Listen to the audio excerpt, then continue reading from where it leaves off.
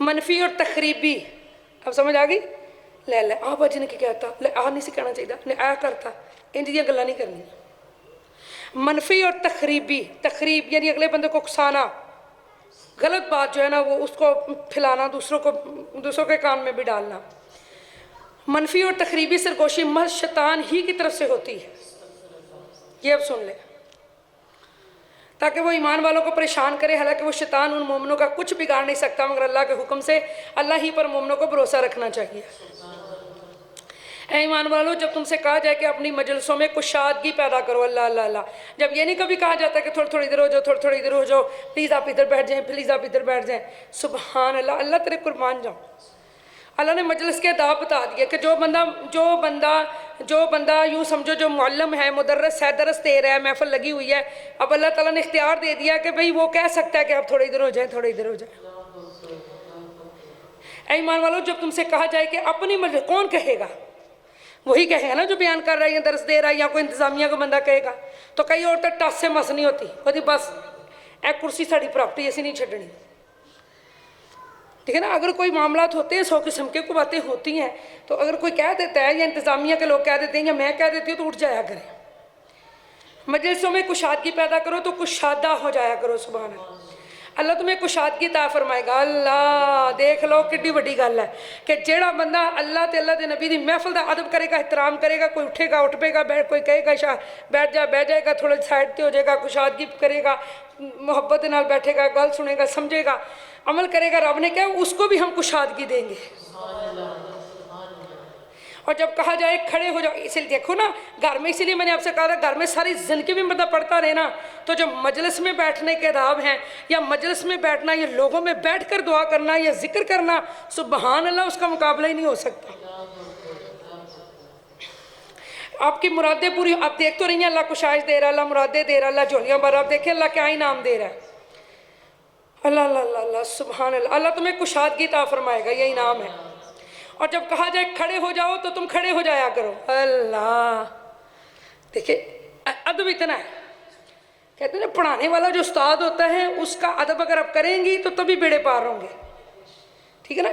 जिस महफिल में आए हो, जो मुअल्लिम कह रहा है, मुदर्रिस कह रहा है, जो आपको उस्ताद कह रहा है, वो आपने करना है। जब कहा जाए खड़े हो जाओ तो तुम खड़े हो जाओ करो, और तुम अगर खड़े नहीं होगे तो तुम नाफरमान हो।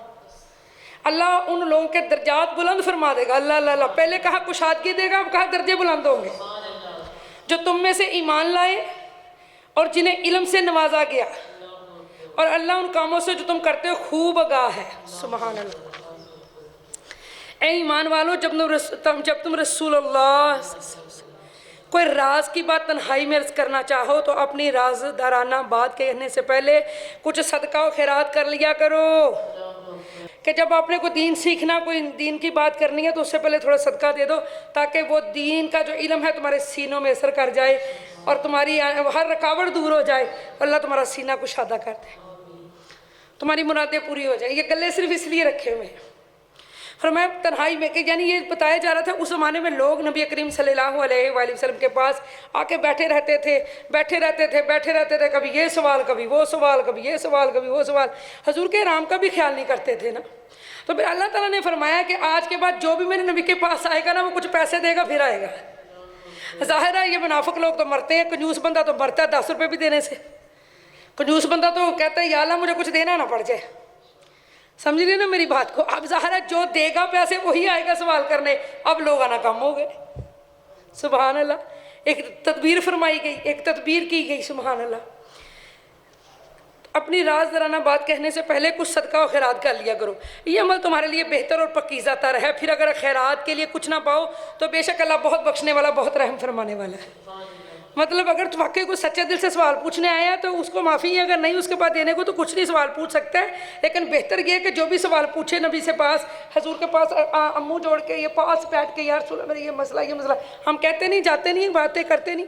और अपने फिर में पहले कुछ दो फिर आओ। डॉक्टर के पास जाते हैं तो फीस देते हैं कि नहीं?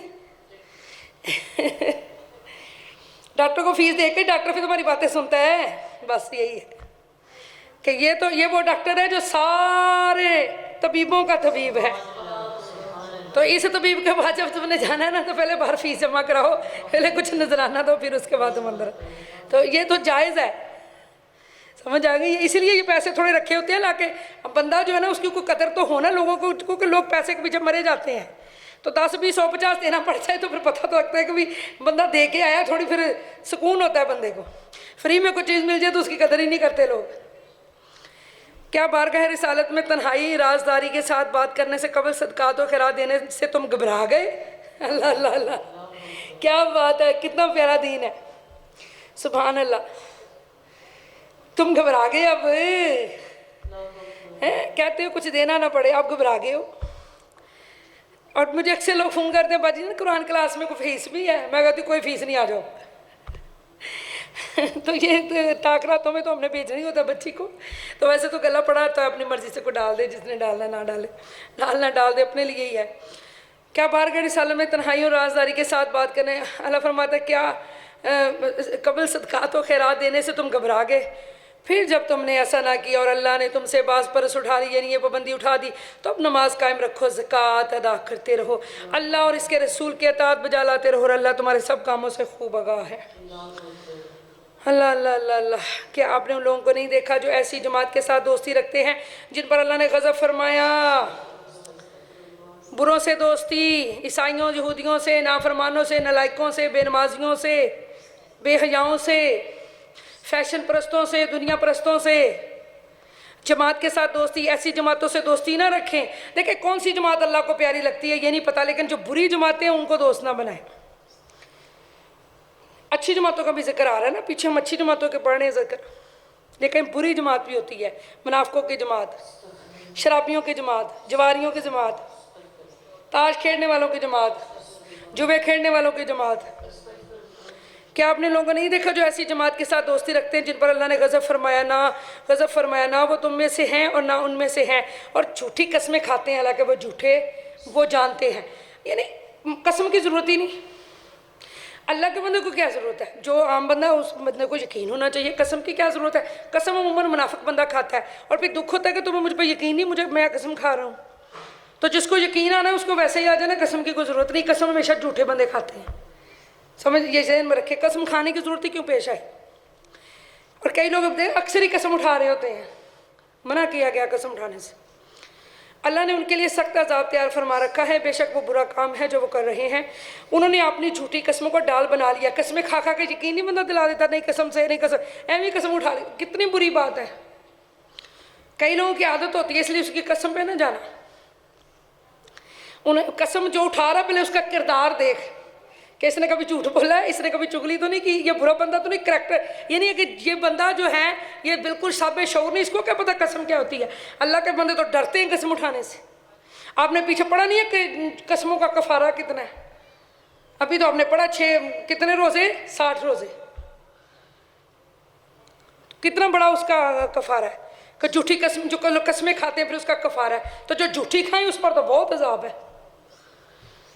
انہوں نے اپنی جھوٹی قسموں کو ڈال بنا لیا ہے, سو وہ دوسروں کو راہ خدا سے روکتے ہیں, بس ان کے لیے ذلت انگیز عذاب ہے.